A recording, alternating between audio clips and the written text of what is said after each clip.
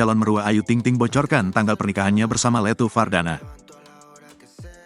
Tanggal pernikahan pedangdut Ayu Ting Ting dengan calon suaminya yang merupakan seorang anggota TNI, yakni Letu TNI Muhammad Fardana, terbongkar. Adalah ibunda Letu Fardana yang menyampaikan tanggal pernikahan putranya dengan Ayu Ting Ting.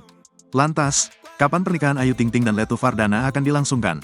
Diketahui, ibunda Letu Muhammad Fardana, Fauzia Lina atau Rakaya mengungkap jika pernikahan Ayu Ting Ting digelar November tahun 2024. Bahkan, Rakaya menjanjikan jika pernikahan Ayu Ting Ting dan Muhammad Fardana itu bakal sangat meriah. Rakaya mengatakan, pernikahan anaknya dan Ayu Ting Ting akan digelar di kawasan Jakarta. Menurutnya, Fardana memang sedang tugas di Papua. Dalam surat dinasnya, Fardana bertugas bersama Sargas selama 9 bulan sampai 1 tahun. Soal izin untuk melaksanakan pernikahan saat masih bertugas, Rakaya minta doa. Mudah-mudahan Allah permudah jalannya, ujarnya.